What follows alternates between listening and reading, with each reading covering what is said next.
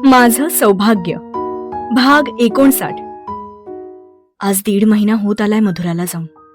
घरात जावंसच वाटत नाही मला. सारखा भास होत राहतो तिचा.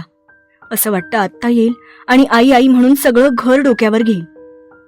आई आज हे करू का, आज हा मेन्यू करू, बाबांना का साखरेचा चहा दिलात म्हणून ओरडेल मला. आशूच्या खोड्या काढेल, लिचीच्या मागे पळत राहील. कोणाची नजर लागली ग ताई माझ्या आनंदी घराला. सगळी रया गेली माझ्या घराची.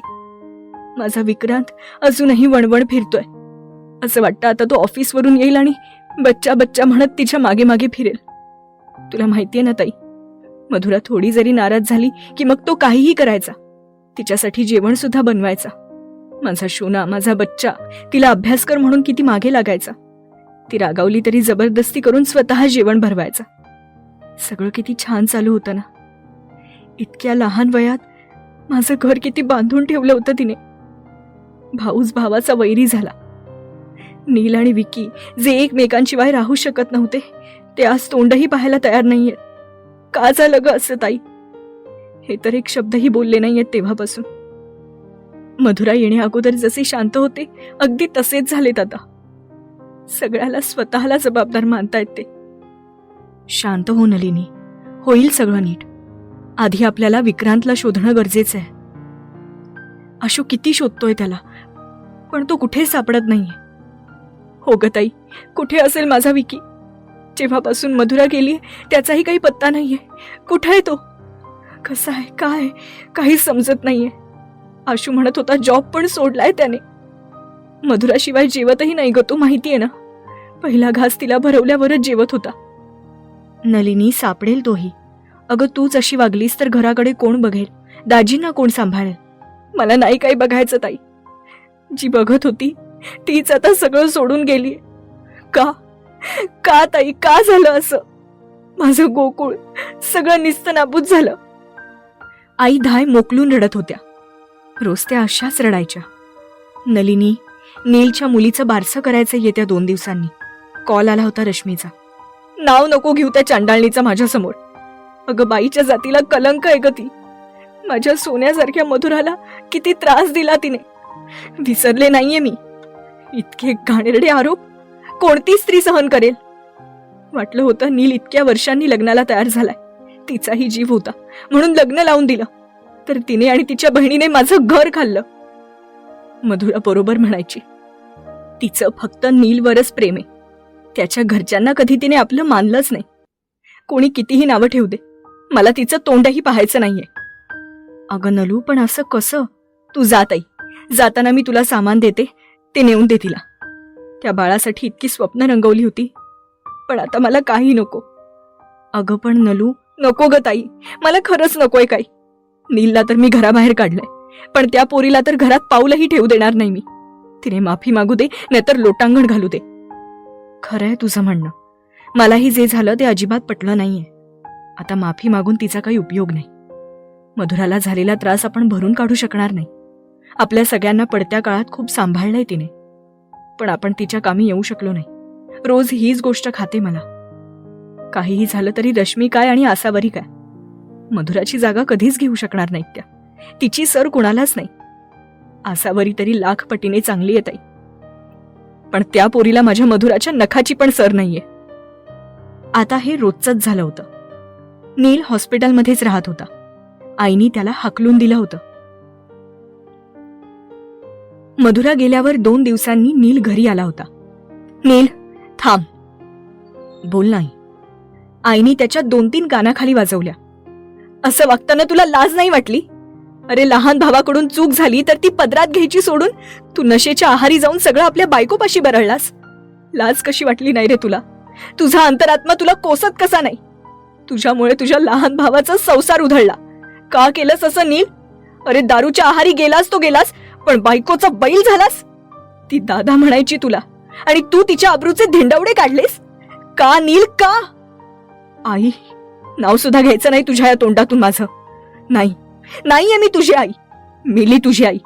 जेव्हा तू एका बाईच्या चारित्र्यावर डाग लावलेस ना तेव्हाच मेली. आणि ही तुझी बायको. बाईच्या जातीला कलंक आहेस तू. बाईच बाईची वैरीण असते हेच खरं, पूर्ण माहिती नव्हती आणि काही ऐकून न घेता तोंडाला येईल ते बोलत गेलीस. जीभ धजली तरी कशी तुझी? लहान बहीण मानत होतीस ना तिला? बरोबर आहे, तूच म्हणाली होतीस आपलं म्हणणं आणि आपलं असणं यात फरक असतो. चांगलाच फरक केलास की ग. चांगलेच पांग फेडलेस तिच्या चांगुलपणाचे आणि आमच्या प्रेमाचे, विश्वासाचे. नील, वरती जा, जे पाहिजे ते घे आणि या घरातून बाहेर पड. यापुढे तुझा आणि आमचा कसलाच संबंध नसणार आहे. आणि तू ग, या घे तिजोरीच्या चाव्या, पाहिजे तितके पैसे, दागदागिने घे तुझ्या लायकीनुसार, आणि तूही चालती पड. आशू नुकताच हॉस्पिटलमधून येत होता. ओरडून भांडून आईचं बीपी शूट झालं होतं. धापा टाकत होत्या त्या. मावशी, मावशी काय होतंय तुला? आशू, यांना सांग इथून निघून जायला. हो हो, मी सांगतो, तू शांत हो मावशी. आसावरी, तिकडचं मेडिसिन बॉक्स आण. त्याने आईंना इंजेक्शन देऊन कसं बसं झोपवलं. आशू, आई बरी आहे ना? हो नील, ती झोपली आहे, पण ती म्हणली तसं तू लांब राहा तिच्या आणि आमच्यापासून. झाला तितका तमाशा खूप झाला, निघ तू. पण आशू, आसावरी, स्वयंपाक कर, मावशीला मेडिसिन घ्यायचेत आणि काकांना पण. मम्मा तू बस तिच्याजवळ, मी आलोच. असं म्हणून आशू निघून गेला. त्या दोघांकडे सगळेच जण तुच्छतेने बघत होते. 2 दिवस रश्मीच्या बळजबरीने तो तिच्या माहेरी राहिला, पण प्रणोती आणि रश्मीला बघून त्याचा राग उफाळून येत होता. आधीच तो अबोल होता, पण आता त्याची चुप्पी त्यालाच आतून खात होती. मधुराच्या आवाजाचा भास होत होता त्याला. सतत तिचा आवाज कानात घुमत होता की नीलदा, तू असं का केलंस? ड्रिंक तर त्याने न घेण्याचा प्रणच केला होता. त्याला असं बघून रश्मीलाही वाईट वाटत होतं. तिने जे केलं ते रागाच्या भरात होतं, पण आता गेलेला क्षण परत येऊ शकणार नव्हता. नील, प्लीज इतका त्रास नका करून घेऊ स्वतःला. जे झालं त्यात तुमची चूक नव्हती, मी कारणीभूत होते. मी सगळं नीट करेन. काय म्हणालीस? तू करशील नीट? नाही, तुझी नाही, माझी चूक झाली. दारूच्या नादात मी तुला सांगून बसलो, पण खरंच वाटलं नव्हतं ग तू त्याचा असा वापर करशील. नाही नील, मला असं नव्हतं करायचं. तुम्ही तरी विश्वास ठेवा. अहो, मी रागाच्या भरात बोलून बसले. माफ करा मला. मी वाटलं तर सगळ्यांची माफी मागते.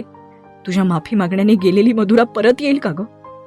विक्रांत कुठे गेलाय त्याचा काहीच पत्ता लागत नाहीये. तो सापडेल?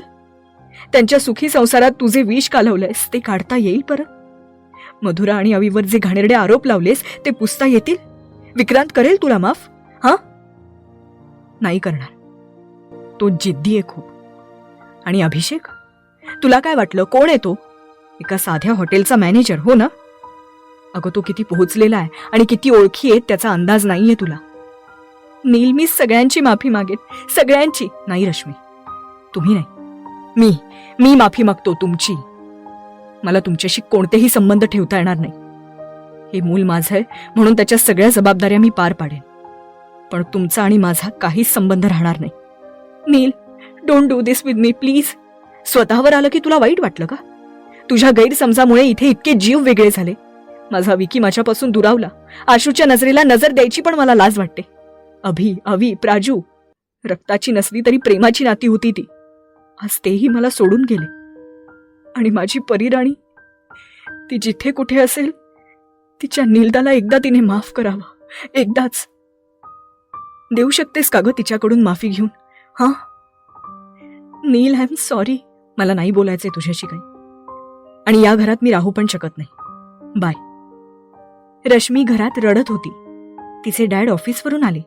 स्वतःला सावरून तिने त्यांना चहा पाणी दिलं. काय झालं डॅड? खूप अस्वस्थ वाटतंय. प्रणोती पण नुकतीच कॉलेजमधून घरी आली होती. रश्मी, माझ्यावर लाच घेतल्याचा आरोप लावलाय. पण डॅड, तुम्ही काही सांगितलं नाहीत का त्यांना तुम्ही लाच नाही घेतलीत म्हणून? खूप प्रयत्न केला बेटा, पण पैसे माझ्या डेस्कमध्ये सापडले आणि त्या माणसानेही मला दिले असे सगळ्यांसमोर कबूल केलंय. म्हणून सगळ्या पुराव्यांच्या आधारे मला काढून टाकलंय कामावरून. आजपर्यंत कमावलेली सगळी इज्जत धुळीला मिळाली. सगळे असे बघत होते माझ्याकडे की मला त्यांच्या नजरेची भीती वाटते आता. का झालं ग असं? असं म्हणत ते मोठमोठ्याने रडू लागले. रश्मीलाही काय बोलावं, कसं समजवावं हे कळत नव्हतं. प्रणोतीही रडत रूममध्ये गेली. तिची मम्मी आली तेव्हा त्या डॅडला समजावत होत्या, आधार देत होत्या. पण मनाने त्याही खूप खचल्या होत्या. डॅडचं बीपी वाढलं म्हणून त्यांना मेडिसिन देऊन झोपायला लावलं. प्रणोती अजूनही रूममध्ये रडत होती. प्रणू, रडू नकोस, रश्मी तिला समजावत म्हणाली. ताई, का गं असं झालं असेल? डॅडनी कोणाचं काय वाईट केलंय म्हणून हा दिवस आला. होईल सगळं नीट प्रणू, विश्वास ठेव. दीदी, मला तुला काहीतरी सांगायचंय. बोल ना. दी, मला कॉलेजमधून काढून टाकलंय. काय? हो, अविनाशने माझ्यावर पोलीस कंप्लेंट केली आहे.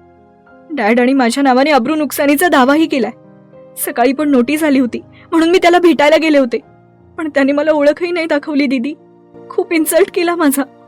कॉलेजमध्ये पण हे समजलं आणि म्हणून त्यांचं नाव खराब होईल त्यामुळे त्यांनी मला काढून टाकलंय. माझ्याकडून खूप मोठी चूक झाली. दी, चूक तुझी नाही प्रणू, माझी झालीय. सगळं माझ्यामुळे झालंय. थोड्या वेळाने तिची आईही त्यांना समजवायला आली. तिघीही रडत होत्या. रश्मी मोठी असल्याने त्यांना आधार देत होती. होईल सगळं नीट, आपण आहोत ना एकत्र. आपले सेव्हिंग्स आहेत, सगळं काही मॅनेज होईल, काळजी करू नका. मला तरी आज कुठून दुर्बुद्धी सुचली, रश्मीची मम्मी म्हणाली. म्हणजे? त्या दोघींनी विचारलं. अगं, 3-4 दिवसांपासून आमच्या ऑफिसमध्ये खूप लोड वाढला होता, म्हणूनच मला लेट व्हायचा. इतकी हॅरॅसमेंट कामाची, साध्या साध्या चुकांवरून ऐकवलं जायचं. आज तर हद्दच झाली. मॅनेजर सगळ्यांसमोर खूप बोलला ग मला, म्हणून मग मी रागाने नोकरी सोडली आणि आता ह्यांचा जॉबही गेला. आता कसं होईल? प्रणूचं शिक्षण, तिचं लग्न, हे तर किती खचून गेले. तिघी एकमेकींच्या गळ्यात पडून रडत होत्या. तेवढ्यात रश्मीच्या मोबाईलवर विक्रांतचा कॉल आला. हॅलो, तुझा आवाज ऐकायची माझी बिलकुल इच्छा तर नाहीये, पण हा, तुझ्यामुळे माझ्या बच्चाला जो त्रास झालाय ना, त्याची ही छोटीशी भरपाई समज. ही तर फक्त सुरुवात आहे. तिला साध्या घरातली म्हणाली होतीस ना, मी ऐकलं होतं. तुमची 1-2 एकर शेती आहे गावाला. नाही, तिथे परत पाठवलं ना तर नाव लावणार नाही मी. एन्जॉय युअर डेज वहिनी. त्याचा तो रोषातला आवाज ऐकूनच तिला धडकी भरली होती आणि तिला हॉस्पिटलमध्ये भरती करावं लागलं. कॉम्प्लिकेशन्स वाढल्याने 7व्या महिन्यातच डिलिव्हरी करावी लागली. नील सोडला तर घरातलं दुसरं कोणीही तिच्याजवळ नव्हतं. तिने एका गोंडस मुलीला जन्म दिला. प्रेझेंट घरी मधुरासारखीच आसावरीही सगळ्यांची काळजी घ्यायची. बळजबरीने आई बाबा लिचीला जेवण करायला लावायची. बेडरूममध्ये आशू मधुरा आणि त्याचा भाऊबीजेचा फोटो बघत होता. त्याचे डोळे पाणावले होते. आसावरी आली तरी त्याचं लक्ष नव्हतं. आशू, सावरा स्वतःला, सगळं नीट करायचंय तुम्हाला. तुम्हीच असे खचलात तर कसं चालेल? विकी दादाला शोधायला हवं.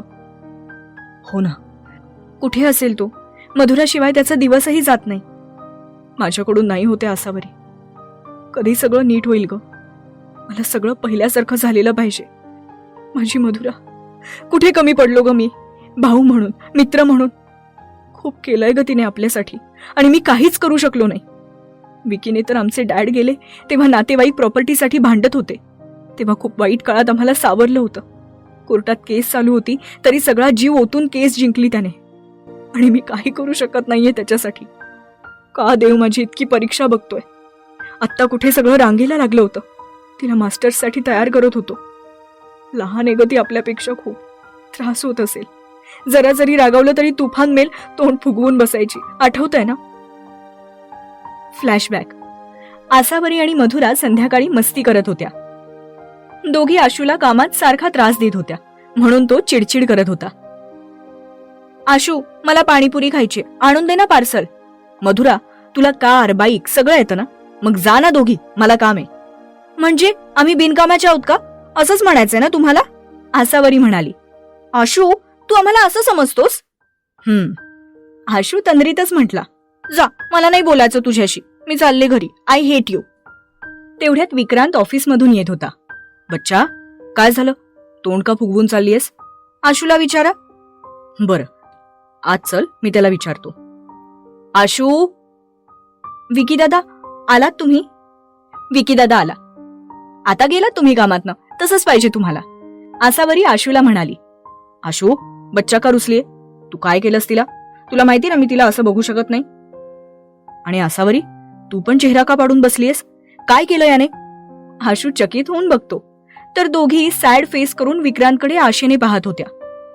चीटर आहेत या दोघी. हा बॉक्सर काय आता मला सोडत नाही. आशू मनातच म्हणाला, विकी दादा हे मला खूप रागवता तो. आसावरी सांगते, आशू तू गेलास आता. विक्रांत, मधुरा एकदम क्यूट फेस करून त्याला सांगत होती. हा शोना, मला आशू बिनकामाचं म्हणाला. मला पण कामाला जायचंय आता. आशू तू या पोरींना का रडवतोयस? गेलास तू. असं म्हणून विकी आशूला घरभर पळवून मारत होता.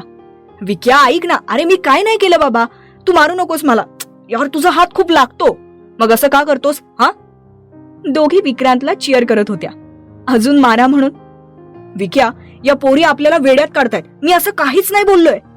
आशू दमला होता, त्यामुळे टाइम प्लीज म्हणून त्यांनी बसून घेतलं. हे माझ्या आयांनो, आणतो पाणीपुरी, पण ह्या बाबाला आवरा प्लीज. काय पाणीपुरी? अरे हो विकी. मग आशू त्याला सगळं सांगतो. हो मग मागितली तर दे ना त्यांना. जा आता, आणि मला पण एक प्लेट मसाला पुरी आण. आणतो. आधी एक ग्लास पाणी तरी पिऊन जातो. मला पण आण पाणी. आम्हाला पण एक ग्लास पाणी. विक्रांत, मधुरा आणि आसावरी म्हणाले. हो हा बाईसाहेब. मधुरा विक्रांतला हक करते. ठीक आहेस बच्चा तू. घ्या. पळून मला मारलं आणि ठीक आहे का ह्या तुफान मेलला विचारतोय. जीव आहे माझा ती. आणि बावळटा तू बिनकामाचं म्हणतोस तिला. नाराज असली की बघवत नाही मग. हो ना शोना? बघा अश्विन, नाहीतर तुम्ही. आसावरी म्हणते. आपलंच बरं आहे आसावरी, या विक्रांत एवढं प्रेम मला झेपणार नाही. अबे वय, त्याला विक्रांत असावं लागतं. किती गोड आहे माझी शोना. तुला थोडा जास्त त्रास देते म्हणा. असं म्हणत विक्रांतीच्या कपाळावर ओठ टेकवतो. प्रेझेंट. किती सुंदर दिवस होते ना ते आसावरी. पण त्या बाईमुळे सगळं विस्कळीत झालं. होईल नीट अश्विन, मला विश्वास आहे. विक्रांत दादा सगळं नीट करेल. तो जिथे असेल मधुरासाठीच असेल. सापडेल तो. या 1-2 दिवसात त्याचा कॉल नक्की येईल. बघा तुम्ही. एका सुनसान रस्त्यावर गाडी साईडला घेऊन तो बियर पित होता. आतापर्यंत 5 बॉटल झाल्या होत्या. का बच्चा, असं करताना तुला माझा एकदाही विचार नाही आला का? तुला मी नेहमी स्ट्रॉंग राहायला म्हणत होतो, पण सारखं पॅम्पर करण्याच्या नादात तुला स्ट्रॉंग बनवायचं राहिलं ग. तुझ्या निरागसतेमध्ये हरवत चाललो होतो मी. तुला मी आहे ना, घाबरू नको हेच सांगत राहिलो. स्वतःचा स्टँड घेऊन बोलायला आणि भांडायला शिकवलंच नाही. मी चुकलो बच्चा, पण त्यासाठी मला एवढी मोठी शिक्षा? तुझ्या जीव आहे माझा. तुझ्याशिवाय कसा जगेन मी हा विचारही तुझ्या मनात नाही आला का? कसे काढतोय मी दिवस माझं मला माहिती. हे मंगळसूत्र काढून ठेवताना तुला काहीच नाही वाटलं बच्चा? सॉरी विक्रांत, एवढं म्हणलं की झालं. तुझ्या प्रत्येक चुकांवर मी पांघरुण घालत गेलो, पण यावेळी नाही. मी तुला माफ नाही करू शकत मधुरा. तू गैरफायदा घेतलास माझ्या सूटचा, की तू काहीही केलंस तरी विक्रांत काही बोलत नाही. यावेळी मी नाही बोलणार. तूच बोलायचं स्वतःहून. त्रास होतोय यार. कधी तुला जवळ घेऊन जोरात हक करतोय असं झालंय मला. तरसतोय खूप, तुझ्यासाठी खूप तरसतोय. तुला ज्यांनी त्रास दिलाय ना, त्यांना त्यांच्या चुकीची शिक्षा मिळाली. पण यात आपण दोघं जास्त भरडलो गेलोय. तू या विक्रांतची आहेस. तुला माझ्यापासून कोणीच लांब करू शकत नाही. कॉलवर. विक्रांत लवकर या, तिने स्वतःला रूममध्ये लॉक केलंय. काय? 5 मिनिटात आलो.